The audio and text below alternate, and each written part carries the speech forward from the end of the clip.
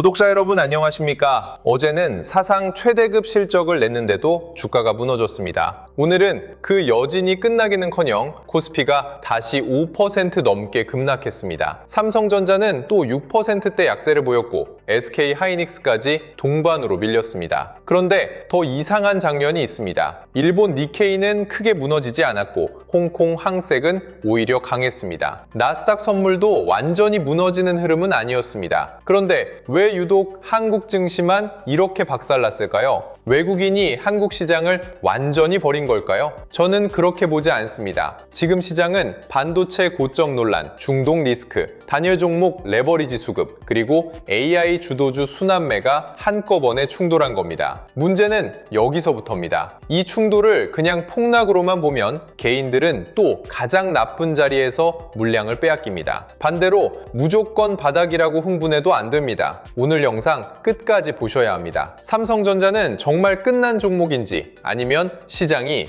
AI 주도권을 다시 가격 매기는 과정에서 마지막으로 개인들의 손을 털어내고 있는 건지 오늘 그 흐름을 정확히 짚어보겠습니다. 먼저 오늘 시장부터 냉정하게 보겠습니다. 코스피는 7246포인트로 마감했습니다. 하루 만에 5% 넘게 빠졌습니다. 코스닥도 5% 넘게 밀리면서 800선을 내줬습니다. 양 시장에서 매도 사이드카가 연이어 발동됐고 투자자들의 피로감은 극에 달했습니다. 삼성전자와 SK하이닉스는 장중에 한때 반등하는 듯 했습니다. 오전에는 시장이 분위기를 돌리는 것처럼 보이기도 했습니다. 하지만 그 반등은 오래가지 못했습니다. 다시 매물이 쏟아졌고 반도체 투톱은 결국 하락 마감했습니다. 여기서 많은 분들이 느끼신 감정은 비슷했을 겁니다. 이제 반도체 끝난 것 아니냐? 실적 발표가 고점 신호였던 것 아니냐? 삼성전자 89조 실적이 마지막 불꽃이었던 것 아니냐? 이런 생각이 들 수밖에 없습니다. 하지만 오늘 잔을 그렇게만 보면 너무 표면적으로 보는 겁니다. 오늘 하락은 글로벌 증시가 모두 동시에 무너진 장이 아니었습니다. 한국 시장 안에서 꼬여있던 수급이 과격하게 터진 장에 더 가깝습니다. 삼성전자라는 기업의 본질보다 삼성전자를 둘러싼 시장 구조가 먼저 무너진 겁니다. 이번 급락의 첫 번째 축은 반도체 고점 논란입니다. 삼성전자는 2분기 잠정 실적으로 매출 171조 원, 영업이익 89조 4천억 원을 발표했습니다. 이 정도면 정말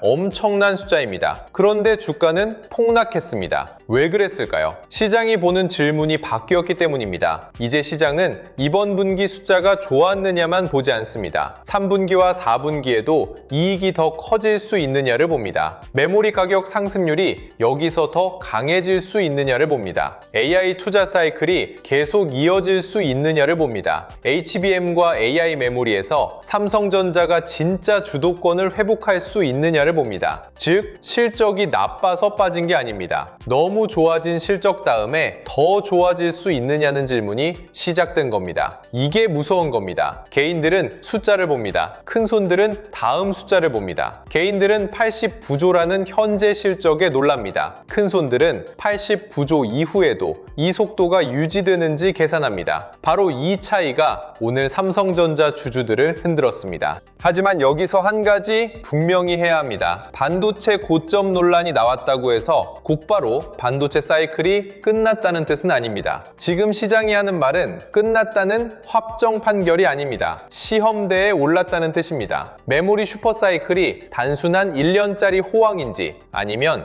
AI 데이터 센터 투자와 장기 공급 계약으로 구조가 바뀌는지 시장이 확인하려는 겁니다. 삼성전자도 마찬가지입니다. 이번 89조 실적은 체력 증명입니다. 하지만 시장은 이제 체력만으로 만족하지 않습니다. 구조 변화를 보여달라고 요구합니다. D램과 낸드가 좋아지는 건 알겠다. 그럼 HBM과 AI 메모리는 어떠냐? 범용 메모리 가격은 올랐다. 그럼 고부가 제품 비중은 얼마나 커지느냐? 파운드리 부담은 줄어드느냐? AI 인프라 수요가 실제 매출로 얼마나 연결되느냐? 이 질문에 답해야 합니다. 그래서 다음 주 삼성전자에서 중요한 건 단순한 반등 여부가 아닙니다. 시장이 던진 이 질문에 삼성전자가 다시 증거를 내놓을 수 있느냐입니다. 이게 반등의 핵심입니다. 두 번째 축은 AI 순환매입니다. 오늘 시장에서 가장 중요한 단어가 바로 이겁니다. AI가 끝난 게 아니라 AI 안에서 돈이 움직이는 위치가 바뀌고 있다는 겁니다. 그동안 시장의 돈은 반도체에 몰렸습니다. 엔비디아, 마이크론, SK하이닉스, 삼성전자. AI 인프라를 깔기 위해 가장 먼저 필요한 게 반도체였기 때문입니다. GPU가 필요했고, HBM이 필요했고, D램이 필요했고, NAND와 SSD가 필요했습니다. 그래서 반도체가 먼저 달렸습니다. 그런데 주식시장에서 돈은 한 곳에만 영원히 머무르지 않습니다. 많이 오른 곳에서는 차익을 실현하고 덜 오른 곳으로 옮겨갑니다. 최근 시장에서는 AI 투자금이 반도체에서 하이퍼스케일러와 빅테크로 일부 이동하는 흐름이 나오고 있습니다. 구글, 메타, 아마존,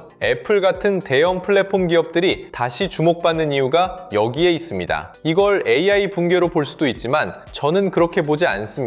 오히려 AI 안에서 주도주가 재배치되는 과정에 가깝습니다. 문제는 이 과정에서 가장 많이 오른 반도체가 한 번 크게 맞는다는 겁니다. 오늘 삼성전자가 그 충격을 맞았습니다. 이 AI 순환매를 삼성전자 입장에서 어떻게 봐야 할까요? 여기서 개인들이 가장 많이 실수합니다. AI 자금이 빅테크로 간다니까 삼성전자는 끝났다고 생각합니다. 하지만 그렇게 단순하지 않습니다. 빅테크가 다시 오르는 이유가 뭡니까? AI 투자 비용을 감당하고 AI 서비스에서 수익을 낼 수 있다는 기대 때문입니다. 그런데 빅테크가 AI 서비스를 키우려면 결국 무엇이 필요합니까? 데이터 센터가 필요합니다. 서버가 필요합니다. GPU가 필요합니다. 메모리가 필요합니다. 스토리지가 필요합니다. 결국 다시 반도체로 이어집니다. 즉, AI 순환매는 반도체의 끝이 아니라 AI 투자 사이클의 다음 단계일 수 있습니다. 반도체가 먼저 올랐고 이제 빅테크가 따라오고 다시 실제 CAPEX와 서버 증설이 확인되면 메모리와 스토리지 수요가 이어지는 구조입니다. 삼성전자가 여기서 완전히 빠져나갈까요? 저는 아니라고 봅니다. 오히려 삼성전자는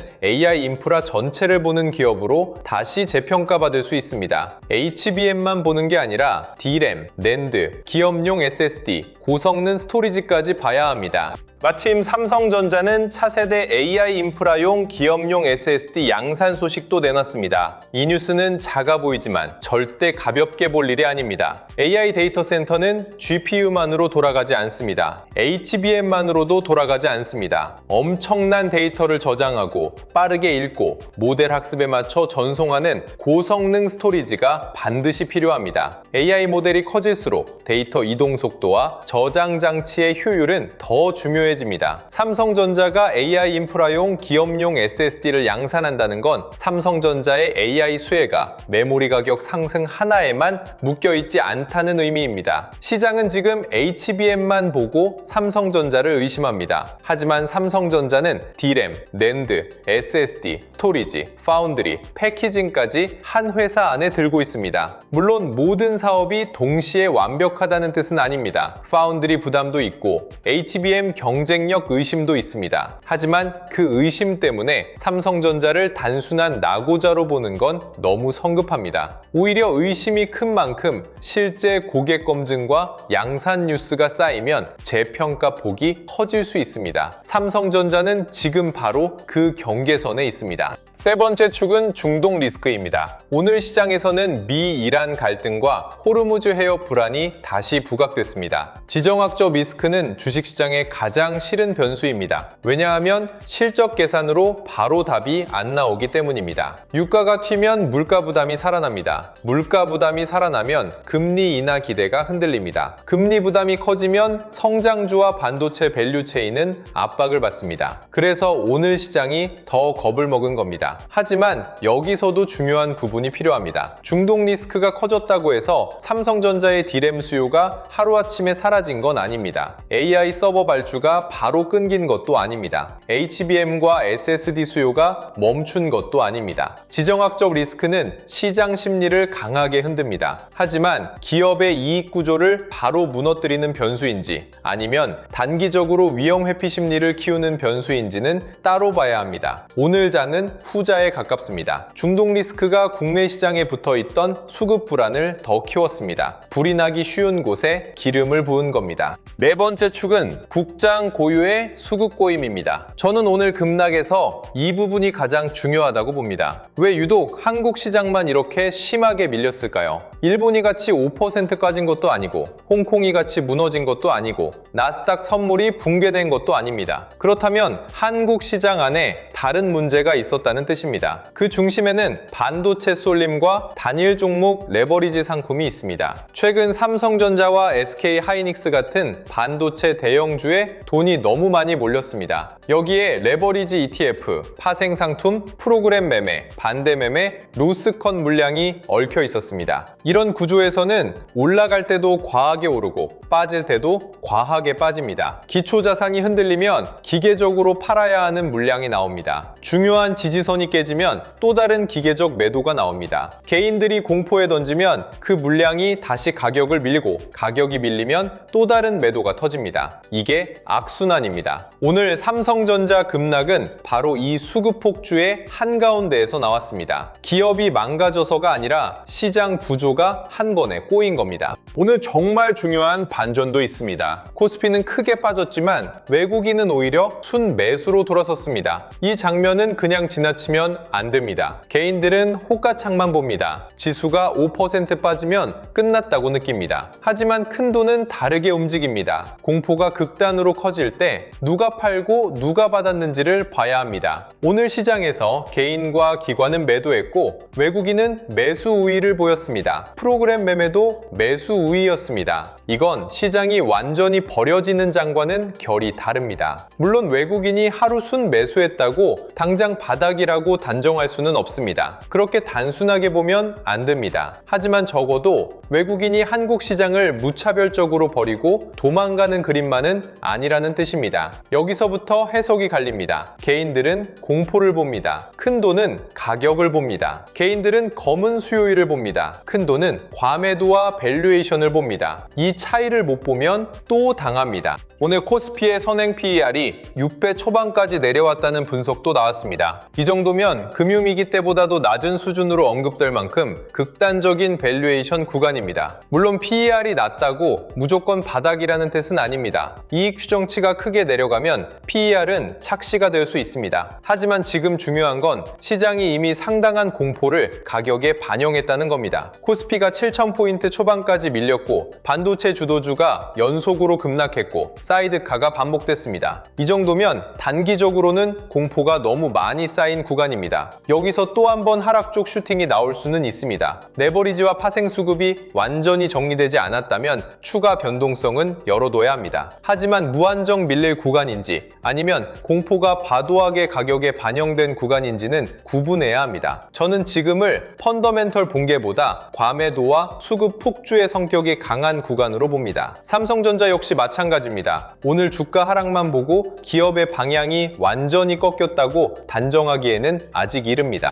그렇다면 삼성전자 주주분들이 지금 가장 먼저 봐야 할 건 뭘까요? 저는 세 가지로 압축하겠습니다. 하반기 이익 추정치, AI 인프라 수요의 지속성, 외국인 수급의 진짜 방향, 이 세 가지입니다. 먼저 하반기 이익 추정치가 흔들리는지 봐야 합니다. 삼성전자 2분기 실적은 이미 나왔습니다. 이제 시장은 3분기와 4분기를 봅니다. 증권사들이 삼성전자 이익 전망을 올리는지, 낮추는지, 유지하는지가 중요합니다. 만약 하반기 전망이 계속 살아있다면 오늘 급락은 실적 피크아웃보다는 수급 조정으로 해석될 가능성이 커집니다. 반대로 전망이 내려가기 시작하면 시장은 반도체 고점 논란에 더 힘을 실을 겁니다. 그러니까 다음 주 삼성전자를 볼 때는 주가 하루 등락보다 이익 추정치 변화를 봐야 합니다. 큰 돈은 호가창보다 이익 전망을 먼저 봅니다. 그 다음은 AI 인프라 수요입니다. 지금 시장의 질문은 AI가 끝났느냐가 아닙니다. AI 투자가 어디로 이동하고 있느냐입니다. 반도체에서 빅테크로 돈이 옮겨가는 순환매가 나와도 빅테크의 AI 투자가 계속된다면 삼성전자의 수요는 사라지지 않습니다. 오히려 시간이 지나면서 다시 메모리와 스토리지 수요로 돌아올 수 있습니다. 그래서 삼성전자는 HBM만 볼 게 아닙니다. D램 가격, 낸드 가격, 기업용 SSD,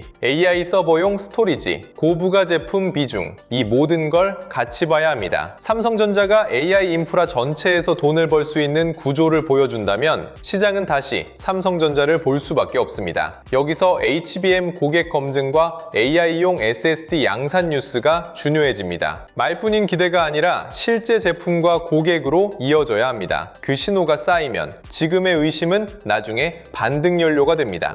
마지막은 외국인 수급입니다. 오늘 외국인이 순매수로 돌아섰다는 점은 중요합니다. 다만 하루만 보고 흥분하면 안 됩니다. 진짜 중요한 건 지속성입니다. 다음 거래일에도 외국인 매도 강도가 줄어드는지, 삼성전자에서 다시 저가 매수성 수급이 붙는지, SK하이닉스와 비교했을 때 삼성전자의 상대 강도가 개선되는지, 프로그램 매매가 계속 매수 우위를 보이는지 이걸 봐야 합니다. 외국인이 하루 사고 다음날 다시 던지면 단기 반등에 그칠 수 있습니다. 하지만 외국인이 연속으로 매도 강도를 줄이고 삼성전자를 다시 받기 시작하면 이야기가 달라집니다. 그때는 공포장 속에서 큰 돈이 가격을 다시 만들고 있다는 신호가 됩니다. 개인들은 늘 뉴스가 좋아진 뒤에 안심합니다. 하지만 큰 돈은 뉴스가 좋아지기 전에 움직입니다. 그 차이가 수익률을 갈라놓습니다. 이제 삼성전자의 예상 시나리오를 보겠습니다. 가장 좋은 시나리오는 급락 이후 빠르게 수급이 진정되는 그림입니다. 외국인 매도가 둔화되고 프로그램 매수세가 이어지고 삼성전자가 전일 저점을 다시 깨지 않는 흐름입니다. 여기에 미국 반도체주가 낙폭을 줄이고 AI 인프라 관련 뉴스가 이어지면 삼성전자는 다시 시장의 중심으로 들어올 수 있습니다. 이 경우 오늘 급락은 실적 붕괴가 아니라 과도한 매물 소화로 해석됩니다. 삼성전자는 89조 실적이라는 체력을 이미 보여줬습니다. 시장은 흔들렸지만 시간이 지나며 결국 이익 체력을 다시 가격에 반영할 수 있습니다. 이 시나리오에서는 성급하게 던진 투자자들이 가장 아쉬워집니다. 왜냐하면 주도주는 가장 무서운 자리에서 손바뀜이 일어난 뒤 다시 움직이는 경우가 많기 때문입니다. 삼성전자가 그런 그림으로 갈 수 있는지 다음 주 초반 수급이 말해줄 겁니다. 기본 시나리오는 며칠간의 지루한 변동성 소화입니다. 저는 이 가능성도 높게 봅니다. 오늘 같은 급락은 하루 만에 끝나기 어렵습니다. 투자자들의 머릿속에는 공포가 남아 있습니다. 반등하면 또 빠질 것 같아서 팔고 하락하면 더 무너질 것 같아서 투매합니다. 이 심리가 며칠 동안 시장을 흔들 수 있습니다. 삼성전자도 바로 V자로 올라가기보다는 일정 도간에서 매물을 소화할 수 있습니다. 이 시나리오에서는 조급함이 가장 위험합니다. 하루 반등했다고 흥분할 필요도 없고 하루 더 밀렸다고 끝났다고 볼 필요도 없습니다. 중요한 건 저점을 지키는지, 거래대금이 줄면서 매도 압력이 약해지는지, 외국인 수급이 더 나빠지지 않는지입니다. 삼성전자가 조용히 버티는 힘을 보여준다면 그 자체가 다음 반등의 준비 과정이 될 수 있습니다. 주도주는 늘 큰 양봉만으로 돌아오지 않습니다. 때로는 지루한 횡보 속에서 다시 힘을 모읍니다. 조심해야 할 시나리오도 있습니다. 중동 리스크가 더 커지고 유가가 다시 튀고 미국 반도체주가 추가로 무너지며 삼성전자가 전일 저점을 다시 깨는 경우입니다. 이때는 단기적으로 방어가 필요합니다. 좋은 종목도 시장 전체의 수급 폭주를 이길 수는 없습니다. 특히 단일 종목 레버리지와 파생 수급이 다시 꼬이면 삼성전자는 한 번 더 과격하게 흔들릴 수 있습니다. 이 경우에는 무리한 물타기를 조심해야 합니다. 삼성전자가 좋은을 사라는 사실과 지금 당장 아무 가격에서나 더 사도 된다는 말은 다릅니다. 좋은을 사도 잘못된 타이밍에 무리하게 사면 계좌가 오래 묶입니다. 추가 하락 시나리오에서는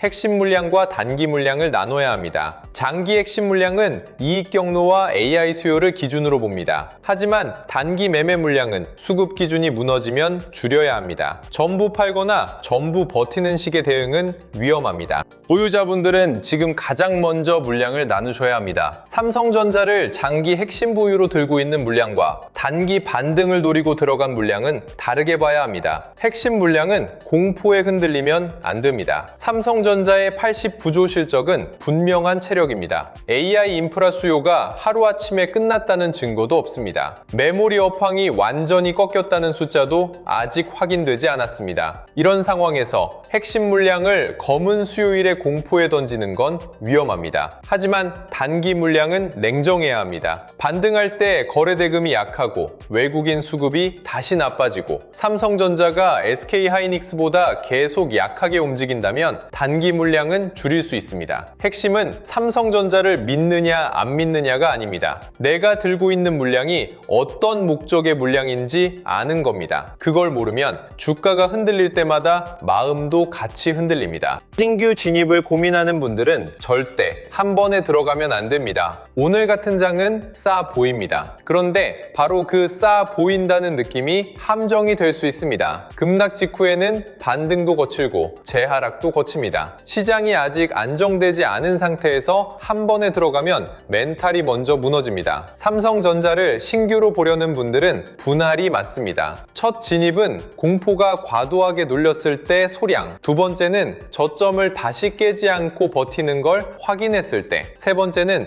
외국인 수급과 거래 대금이 붙으며 반등이 추세로 바뀔 때, 이렇게 나눠야 합니다. 지금은 싸다는 이유만으로 사는 장이 아닙니다. 시장이 다시 삼성전자를 보기 시작하는 신호를 확인하고 들어가야 하는 장입니다. 좋은 종목을 알아도 타이밍이 틀리면 수익보다 고통이 먼저 옵니다. 삼성전자는 좋은 회사입니다. 하지만 좋은 회사도 좋은 매매가 필요합니다. 고점에 물려 계신 분들은 더 냉정해야 합니다. 손실이 커지면 빨리 복구하고 싶은 마음이 생깁니다. 그래서 급락이 나오면 물타기 유혹이 강해집니다. 삼성전자는 결국 올라올 테니까 지금 더 사야 한다는 생각이 들 수 있습니다. 하지만 물타기는 기준이 있을 때만 전략입니다. 기준 없는 물타기는 계좌를 더 무겁게 만듭니다. 고점 보유자는 먼저 확인해야 합니다. 삼성전자가 저점을 지키는지, 외국인 매도 강도가 줄어드는지, 하반기 이익 추정치가 유지되는지, AI 메모리와 SSD 같은 인프라 뉴스가 실제 수급으로 연결되는지, SK하이닉스와의 상대 강도가 개선되는지, 이 신호들이 확인된 뒤에 평단을 조절해도 늦지 않습니다. 손실을 빨리 지우려는 마음보다 계좌가 다시 살아날 구조를 만드는 게 먼저입니다. 삼성전자는 다시 볼 수 있는 종목입니다. 하지만 조급함으로 접근하면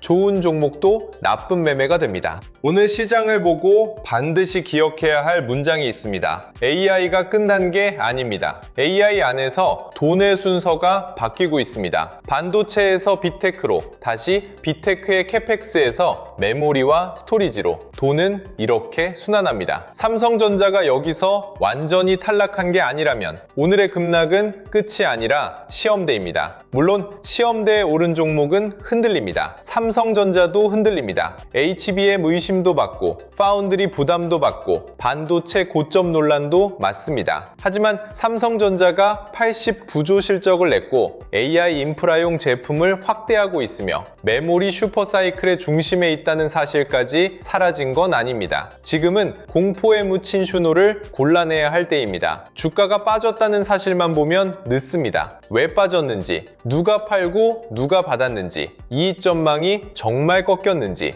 AI 수요가 실제로 사라졌는지 이걸 봐야 합니다. 앞으로 삼성전자에서 가장 중요한 체크포인트는 분명합니다. 하반기 이익 추정치가 유지되는지, AI 메모리와 SSD, 고부가 제품 뉴스가 실제 매출 기대와 연결되는지, 외국인 순매수가 단발로 끝나는지 지속되는지, SK하이닉스와의 상대 강도가 개선되는지, 미국 빅테크와 반도체 흐름이 동시에 안정되는지, 이 5가지입니다. 이 5가지가 살아나면 삼성전자는 다시 시장의 중심으로 돌아올 수 있습니다. 반대로 이 5가지가 계속 꼬이면 아무리 좋은 실적을 냈어도 단기적으로는 시간이 더 필요합니다. 그래서 지금은 감정으로 대응하면 안 됩니다. 공포에 최고에 던지는 것도 위험하고 분노로 물타기 하는 것도 위험합니다. 시장이 어떤 신호를 인정하는지 봐야 합니다. 좋은 종목을 몰라서 손실보는 경우는 많지 않습니다. 대부분은 시장이 다시 보기 시작하는 신호를 놓쳐서 늦습니다.